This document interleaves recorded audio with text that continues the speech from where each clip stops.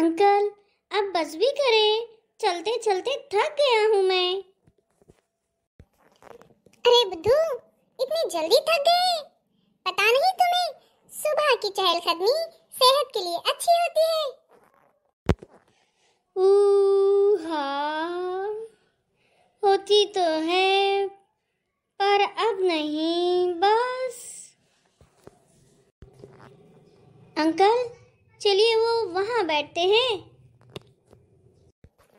ठीक है, चलो बैठते हैं, है ना अंकल? हाँ, चलो बैठते हैं। लगता है अदील कुछ ज्यादा ही थक गया है। अरे आराम से चलो अदील। आओ बेटा, बैठते हैं यहीं बेंच पर। अंकल, क्या सभी लोग सुबह सुबह जाग जाते हैं? हाँ, जागते तो हैं, पर सभी नहीं। कुछ लोग जिनको काम की आदत होती है, सुबह काम पर जाना होता है, खासकर किसान लोग सुबह सवेरे उठ जाते हैं। क्या किसान बहुत मेहनत करते हैं? अरे बुद्धू, किसान मेहनत करते हैं तभी तो हम पेट भर खाते हैं। अगर किसान मेहनत ना करे तो सारी दुनिया भूखी मर जाए। मेहनत ही जिंदगी को कामयाबी देती है बेटा। मेहनत करना बहुत जरूरी है। हाँ, हमारी रज़िया मैम भी यही कहती है कि मेहनत से जिंदगी संवरती है। चलो बच्चों, आज मैं तुम्हें मेहनत की एक कहानी सुनाता हूँ। वाओ, कहानी जल्दी सुनाइए अंकल। एक गांव में एक बहुत मेहनती किसान रहता था। वो दिन रात अपने खेत में मेहनत करके उसने खेत में बहुत सारी फसल उगाई। उसका खेत साल के 12 महीने हरा भरा रहता, बहुत सारा अनाज आता और दूसरों की मदद भी करता, हर एक को देता। वो बहुत अच्छा किसान था। उसके 4 बेटे थे। वो किसान अपने बेटों से बहुत प्यार करता था, लेकिन वो बेटे अपने बाप का हाथ नहीं बटाते थे।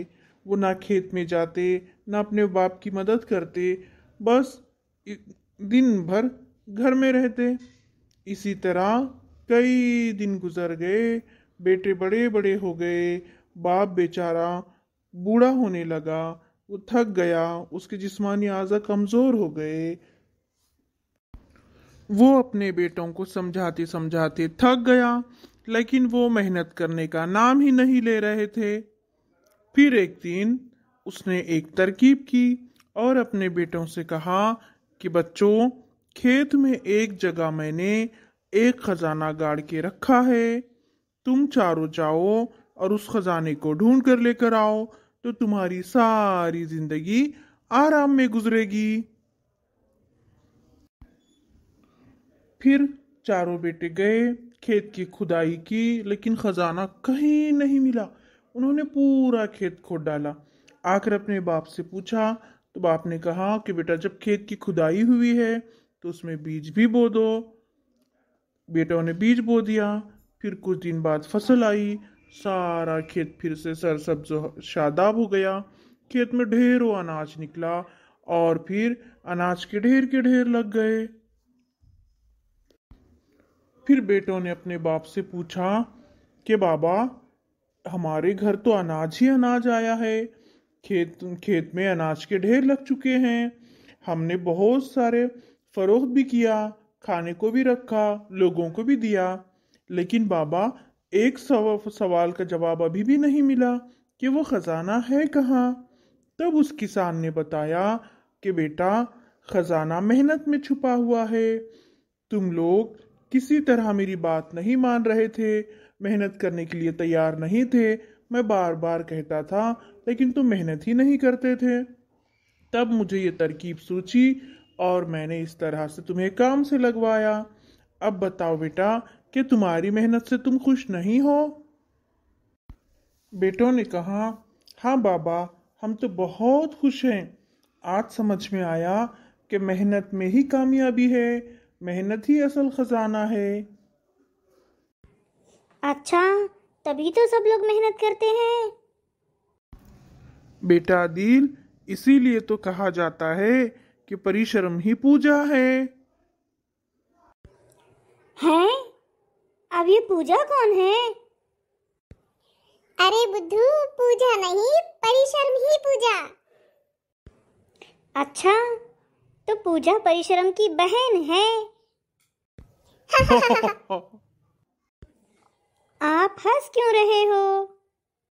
वो इसलिए अदील, क्योंकि तुम पूजा को परिश्रम की बहन कहते हो। अरे अदील, परिश्रम यानी कि मेहनत, पूजा यानी कि इबादत, यानी मेहनत ही पूजा होती है, ये बड़े बूढ़े कहते हैं। अरे बेटा, बड़े बूढ़े कहा करते थे कि परिश्रम ही पूजा होती है, मतलब मेहनत ही इबादत है।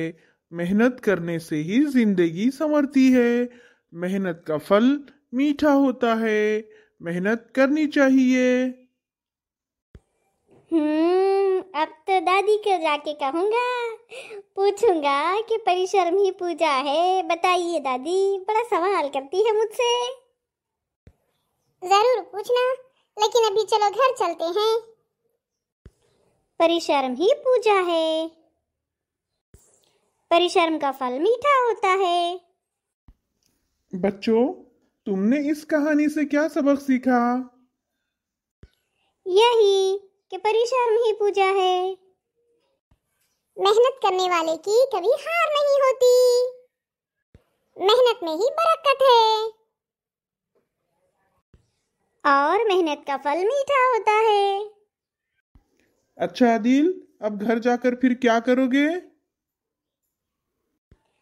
मेहनत करूँगा, पढ़ाई करूँगा, सबका हाथ बटाऊंगा, मदद करूँगा, बहुत मेहनत करूँगा।